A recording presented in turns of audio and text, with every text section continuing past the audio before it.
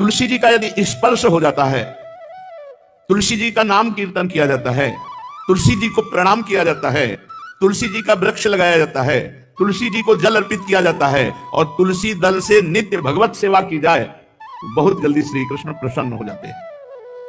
प्रतिदिन जो तुलसी जी की भक्ति करता है, तुलसी का पौधा रोप करके तुलसी जी का सिंचन करना, तुलसी जी को तिलक लगाना, तुलसी जी को माला पहनाना, तुलसी जी की परिक्रमा करना, तुलसी जी को प्रणाम करना, वो कोटि सहस्त्र युगों तक ऐसा महान सुकृत होता है कि भगवान श्री कृष्ण के नित्य समीप रहता है जो तुलसी जी की सेवा करता है।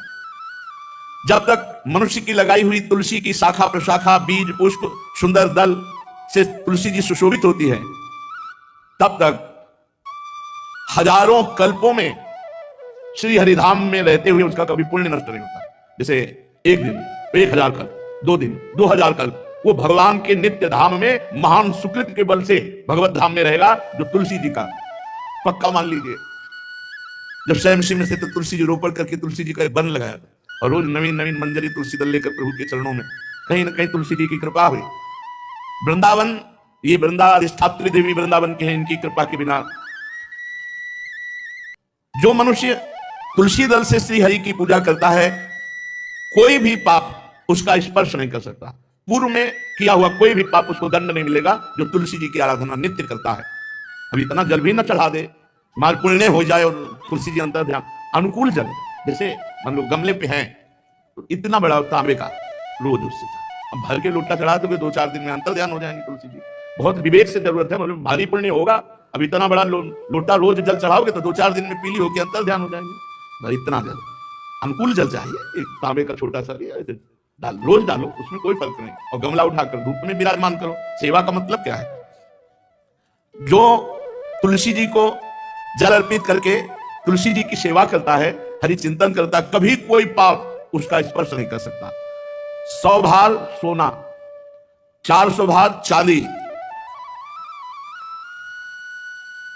का जो दान करने का फल होता है, वो एक तुलसी दल उतार जो अपने द्वारा लगाई हुई तुलसी दल, वो हरि के चरणों में अर्पित करो। ये 100 भार सोना और चांदी बराबर ही नहीं हो सकती। कितना महत्व है। जो रोज तुलसी दल चयन कर, द्वादशी को ना चयन करे, द्वादशी को मतलब बहुत बड़ा अपराध लगता है तुलसी दल का, इस मतलब तुलसी के वृक्ष का भी स्पर्श न करे। प्रणाम नमस्कार दूर से एक भी दल नहीं टूटना चाहिए। द्वादशी को ऐसा हमने महापुरुषों से सुना है कि मंजरी और पत्र उतारना ये ठीक नहीं, बिल्कुल नहीं ठीक है। ब्रह्म हत्या का फल लगता है, अगर जो पाप लगता है अगर कोई द्वादशी को तुलसी चयन, बहुत सावधानी से। जिसके घर में तुलसी का बगीचा होता है, कई पौधे होते हैं, उसको कहीं तीर्थ जाने की जरूरत नहीं, उसका घर तीर्थ है जिसके घर में तुलसी के पौधे हैं। और यमराज कभी उस घर में किसी भी मरने वाले को लेने नहीं आएंगे। जिसके घर में तुलसी लगा लो भैया, तुलसी लगा लो घर में, काहे कोई यमराज को आने दोगे। जिसके घर में तुलसी जी विराजमान होती है उसके घर में यमराज कभी नहीं जाते। जो तुलसी जी का सेवन करता है उसकी सारी कामनाएं तुलसी जी पूर्ण कर देती है। तुलसी जी को लगाना, तुलसी जी का पालन करना, तुलसी जी को सिंचन करना, तुलसी जी का दर्शन करना, तुलसी जी का स्पर्श करना, मनुष्य के द्वारा जो मन वाणी और शरीर से पाप हो गए सबको तुलसी महारानी क्षमा कर देती है, दग्ध कर देती है। पुष्कर आदि तीर्थ, गंगा आदि परम पावन नदियां, ये सब जो स्नान आदि अवगाहन आदि करने का फल देते हैं, वो केवल तुलसी जी घर में विराजमान है उसको फल मिल जाएगा। कितने बढ़िया। जो तुलसी जी की नवीन मंजरी प्रभु के चरणों में अर्पित करके प्रणाम करता है, वो चाहे कितना भी अपराध किए हो, वो कभी यमपुरी को नहीं देखेगा, कभी यमराज के पास नहीं जाएगा। जो मनुष्य तुलसी काष्ठ का घिसा हुआ चंदन लगाता है, उसके सारे संचित भस्म हो जाते हैं और क्रियमाण जो वर्तमान वो कभी उसको बांध नहीं सकते। तुलसी जी का काष्ठ का घिसा हुआ चंदन,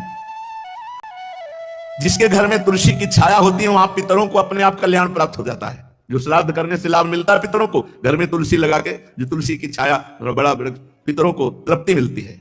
जो स्त्री या पुरुष श्री तुलसी जी के काष्ठ के मन के बना के, जैसे छोटी कंठी या बड़ी माला धारण करता है, श्री कृष्ण उसके बस में हो जाते हैं।